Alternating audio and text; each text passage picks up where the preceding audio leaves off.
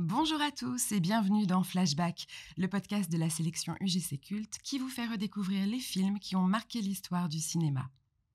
Aujourd'hui, nous retrouvons Jean-Pierre Lavoignat, journaliste cinéma, pour un nouvel épisode. Flashback sur Le Magicien d'Oz de Victor Fleming. Comédie musicale fantastique des plus attendues en cette fin d'année, Wicked est une des innombrables œuvres qu'a fait naître le film Le Magicien d'Oz, depuis sa sortie en 1939, soit il y a 85 ans.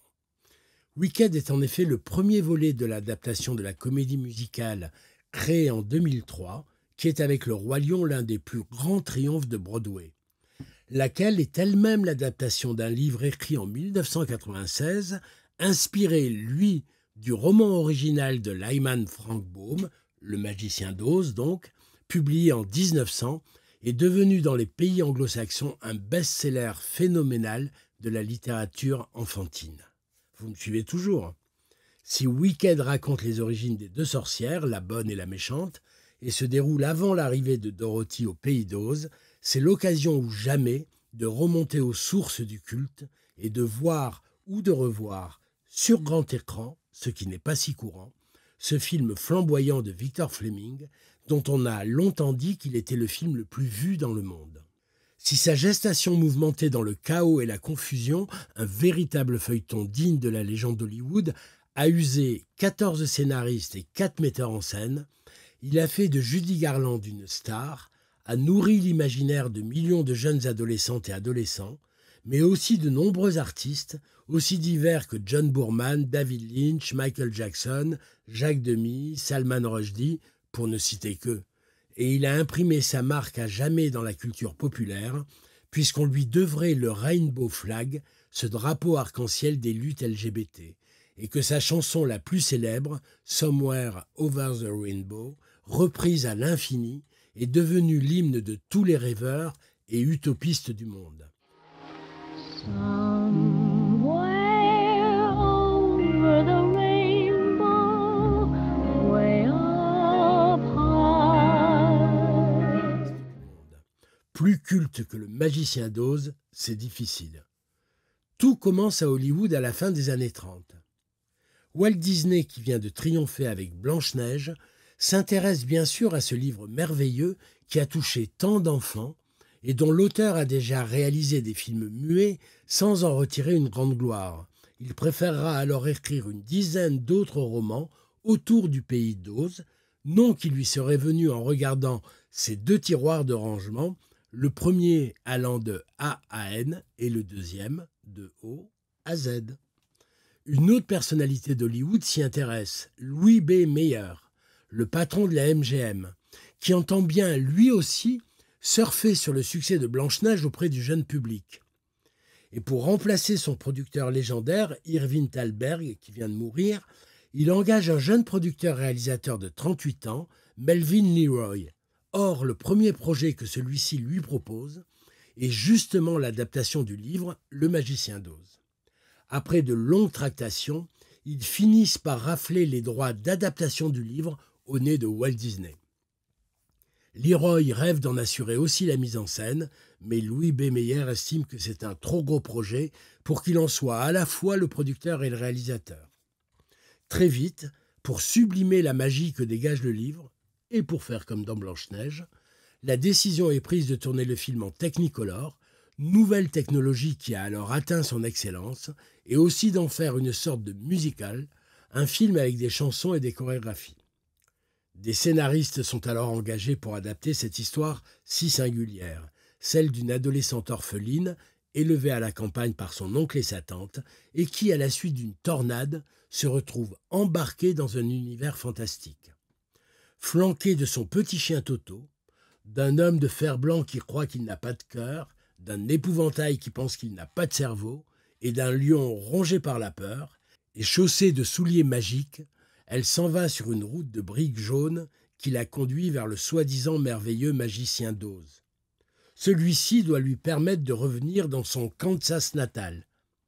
En chemin, elle va notamment croiser une bonne sorcière et une méchante, un peuple de nains, des singes volants, des chevaux verts et plein d'autres choses tout aussi inattendues. Parmi les 14 scénaristes, dont Herman Mankiewicz, le futur scénariste de Citizen Kane, donc parmi les 14 scénaristes qui se succéderont ou travailleront en commun, seuls 3 seront finalement crédités au générique, dont le jeune Sud-Africain de 26 ans, Noël Langlais. Il est celui qui, apparemment, a le plus apporté au scénario, notamment en développant la première partie qui se déroule au Kansas et sera tournée, elle, en sépia, en inventant de nouveaux personnages, une méchante voisine, des ouvriers agricoles et un faux magicien qu'on retrouvera dans le monde imaginaire, en transformant les souliers d'argent du livre en des souliers de rubis afin de profiter au maximum du Technicolor et en apportant la morale du film « Rien ne vaut son chez-soi ». Pendant que les scénaristes travaillent, Melvin Leroy cherche son héroïne. Shirley Temple, la star enfant de l'époque, est le premier choix le plus évident. Mais son audition ne le convainc pas et surtout, elle est sous contrat avec la Fox qui ne veut pas la prêter. Il pense alors à Judy Garland, qui a commencé sa carrière enfant comme chanteuse avec ses sœurs et qui est en plus sous contrat depuis 3 ans à la MGM et dont la voix chaude et grave est incroyable et envoûtante. Elle a 16 ans. Un peu trop âgée pour le rôle ? Qu'à cela ne tienne, on la rajeunira pour qu'elle ait l'air d'en avoir 12. On lui demandera de maigrir et on lui bandera la poitrine pour cacher ses seins. Autour d'elle, Leroy compose un casting fait d'acteurs souvent sous contrat avec la MGM et venant pour la plupart du music-hall et de Broadway. Pour les effets spéciaux, les décors et les costumes, il s'entoure des meilleurs artistes de la MGM. Arnold Gillespie, qui réussira des effets spéciaux spectaculaires jamais réalisés jusque-là, comme celui du cyclone qui emporte la petite maison. Cédric Gibbons, le créateur de la statuette des Oscars, dont le nom à sa mort en 1960 aura figuré au générique de 1500 films, il imaginera des décors époustouflants qui seront pour beaucoup dans la magie du film. Et enfin, Adrian, le costumier qui a imposé le glamour à la MGM, signera des costumes très inattendus. Pour la musique et les chansons, il fait appel à 2 jeunes compositeurs de Broadway, Harold Arlen et Yip Harburg. Résultat, avec ses 2,7 millions de dollars, le film sera alors le plus cher jamais produit par la MGM. Enfin, Melvin Leroy confie la mise en scène à Richard Thorpe, un vieux routier d'Hollywood qui a débuté sa carrière au temps du muet et qui, sous contrat avec la MGM, a réalisé les premiers Tarzan avec Johnny Weissmuller. Le tournage peut commencer, la valse des réalisateurs aussi. 15 jours après le premier clap, Melvin Leroy regarde les rushs des premières scènes et trouve qu'il y manque le regard d'enfant indispensable au film. Il congédie Richard Thorpe et appelle à l'aide George Cukor, qui prévient qu'il ne pourra pas rester longtemps car il doit tourner Autant en emporte le vent, le grand projet de David Selznick. Il en profite quand même pour modifier et réinventer le look de Judy Garland. Oublier la perruque blonde, la coiffure sophistiquée, le maquillage d'adulte qu'on lui avait imposé. Avec ses cheveux bruns, ses petites tresses, son visage naturel, elle devient une fille de 12 ans, tout droit sortie du Kansas. Puis, George Cukor s'en va retrouver Clark Gable et Vivian Leigh et la guerre de sécession. Melvin Leroy engage alors Victor Fleming, un habitué des productions MGM, un technicien hors pair, très estimé des acteurs et fidèle compagnon de route de Clark Gable. Mais, alors qu'il reste encore 3 semaines de tournage, Fleming est justement appelé à la rescousse par David Selznick pour remplacer George Cukor, qui lui ne s'entend pas du tout avec Clark Gable sur le tournage d'Autant n'emporte le vent. Fleming s'en va donc. On apprendra plus tard que c'est King Vidor qui a été appelé pour terminer le film, et c'est lui qui tournera la séquence mythique en noir et blanc sépia de Judy Garland chantant Over the Rainbow, laquelle sera supprimée après la 2e projection test car les responsables du studio estiment qu'elle ralentit l'action et qu'il n'est pas digne du star de la MGM de chanter dans une basse-cour. Elle sera heureusement réintégrée par la suite et deviendra la chanson fétiche de Judy Garland, qui la chantera dans tous ses récitals jusqu'à la fin de sa vie. Sur le plateau, le tournage n'est alors pas moins chaotique. Les journées sont très longues, les acteurs vite épuisés, les maquillages compliqués et même dangereux. La sorcière sera brûlée au visage et aux mains, et il en faudra de peu que ses plaies ne soient rongées par le cuivre de son maquillage. Elle ne reviendra qu'après 6 semaines d'arrêt. L'acteur qui jouait l'homme de fer blanc aura moins de chance. Emmené à l'hôpital après avoir manqué de s'asphyxier à cause de son maquillage à base d'aluminium, la production le remplacera illico et modifiera la composition du maquillage pour son remplaçant. Les costumes, tout chatoyants qu'ils soient, ne sont pas toujours pratiques. Celui du lion pèse 45 kilos et celui de l'homme de fer blanc l'empêche de s'asseoir. Les rumeurs les plus folles courent aussi sur les 125 personnes de petite taille que la production a engagées pour incarner le peuple des Munchkins. On dit alors que beaucoup sont des ivrognes et qu'ils organisent même des orgies dans leur chambre d'hôtel. Quant à Judy Garland, elle subit la pression constante des producteurs qui la font travailler dur, lui imposent un régime très strict, l'encouragent à prendre des médicaments pour maigrir et des amphétamines pour lutter contre la fatigue, qu'elle compense, elle, en prenant des barbituriques pour dormir. C'est le début des addictions dont elle souffrira toute sa vie. Scandaleusement ingrat, le studio mettra fin à son contrat en 1950, alors qu'elle a 28 ans, à cause justement de ses addictions. Mais dès les projections du Magicien d'Oz, toutes les difficultés seront oubliées et tous les acteurs diront à quel point ce film a changé leur vie. Après un lancement en grande pompe dont la promotion a commencé 3 mois avant la fin du tournage, le film, sorti en août 1939, sera un beau succès.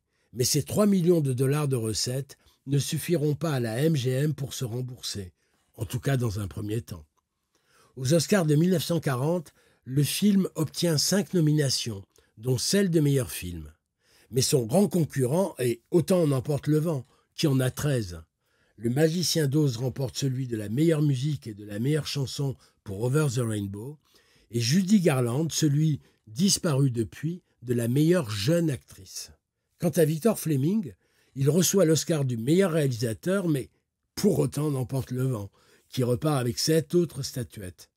Bien sûr, la popularité et les bénéfices du Magicien d'Oz ne cesseront de s'accroître grâce aux reprises et à partir de 1956, grâce aux multiples rediffusions à la télévision, même si les téléspectateurs devront attendre une vingtaine d'années pour pouvoir le voir en couleur sur leur petit écran. En France, le film ne sera visible qu'après la guerre, à partir de juin 1946. Par son innovation spectaculaire, par la magie qu'il dégage, séduisant les enfants et touchant chez les adultes la part d'enfance qui demeure en eux, le film ne va pas tarder à être considéré, surtout aux États-Unis bien sûr, comme un des plus grands classiques américains de l'histoire du cinéma. Peu, en tout cas, parviennent à marier avec autant de bonheur, divertissement et enchantement, humour et fantastique. Grâce à cela, et aussi grâce à l'interprétation notamment de Judy Garland, et grâce aux magnifiques chansons, il réussit à échapper à la mièvrerie inhérente au genre des films pour enfants. Au fil des ans, et jusqu'à aujourd'hui, franchissant les générations les unes après les autres, comme en témoigne la sortie de Wicked, le Magicien d'Oz s'impose comme un marqueur de la culture populaire. Certains de ses dialogues passent dans le langage courant et on ne compte plus, enfin, certains s'y amusent sur Internet, on ne compte plus dans la littérature, les films, les séries et les musiques, les références aux films, les citations, les clins d'œil, les hommages, les parodies, sans même parler des suites, des préquels, des romans, des comédies musicales, etc. John Boorman compose le titre de son film de science-fiction Zardoz à partir du titre The Wizard of Oz. Jacques Demy s'en inspire pour Podane, en peignant de couleurs ses chevaux et ses pages, et en faisant arriver sa bonne fée, non dans une bulle, mais dans un hélicoptère. Michael Jackson, fan absolu du film de Fleming, tourne aux côtés de Diana Ross The Wiz de Sidney Lumet, nouvelle variation autour du roman original. David Lynch ne cesse d'y faire référence dans Sailor et Lula. Mais l'hommage le plus inattendu viendra de Salman Rushdie, l'écrivain indien des versets sataniques. Dans un essai sur le cinéma, il confie que le film est à l'origine de sa vocation d'écrivain et qu'il lui doit sa première nouvelle, écrite à l'âge de 10 ans. Il dit à quel point ce film a pu compter dans sa vie et dans la vie des adultes qui ont eu la chance de le voir dans leur enfance. Ce n'est pas juste, dit-il, une fantaisie destinée à fuir la réalité, c'est un film de formation comme il n'y en a quasiment jamais eu auparavant, ne cherchant ni à flatter les enfants, ni à leur faire la morale. Un vrai récit initiatique, une histoire sur la faiblesse des adultes qui oblige les enfants à prendre leur destin en main. C'est aussi, et il sait de quoi il parle, un film sur l'exil, qui montre la difficulté de trouver sa place dans la société et souligne que finalement, le seul vrai foyer est celui que chacun se fabrique lui-même. Un film qui est à la fois, comme l'a écrit un autre critique, une célébration du départ et de l'enchantement du voyage, mais aussi de l'apprentissage et du retour à soi. Bien sûr, 85 ans après sa sortie, Le Magicien d'Oz a vieilli, mais en même temps, c'est ce côté-là, justement, artisanal et un peu vieillot, cette richesse visuelle presque kitsch, ces personnages insolites et ces chansons d'un autre âge qui participent aujourd'hui à son charme et au plaisir qu'on y prend. Tout a beau être factice et too much, on y croit comme au premier jour. Car en plus de tout ce qui a été dit précédemment et qui explique un peu sa pérennité et son statut de film culte, Le Magicien d'Oz apparaît aujourd'hui comme une déclaration d'amour magnifique au cinéma, à son pouvoir d'envoûtement, à sa puissance d'évocation et d'inspiration, une porte battant sur l'imaginaire. Alors, avant ou après Wicked, ne vous en privez pas et surtout emmenez vos enfants et vos petits frères et vos petites sœurs avec vous et apprenez-leur ensuite à chanter Over the Rainbow. Merci Jean-Pierre pour ce bel épisode. Nous avons hâte de redécouvrir ce film en ce moment dans les cinémas UGC. Réservez vos places et retrouvez toute la sélection UGC Culte sur ugc.fr et l'appli UGC. Avant de se quitter, vous pouvez nous rappeler la sélection du mois ? Au programme aussi de ce mois de novembre, des films incontournables à revoir ou à découvrir sur grand écran. Malcolm X, le portrait formidable par Spike Lee du militant afro-américain assassiné en 1965, interprété par Denzel Washington, sorti en 1992. After Hours de Martin Scorsese, sorti en 1985 avec Griffin Dunne et Rosanna Arquette. Une nuit de galère mais irrésistible. Un petit film brillant qui permit à Scorsese de sortir de la dépression qu'il traversait alors. Le garçon et le héron de Miyazaki, Oscar du meilleur film d'animation 2024, comme toujours avec Miyazaki, débordant d'imagination, un véritable enchantement.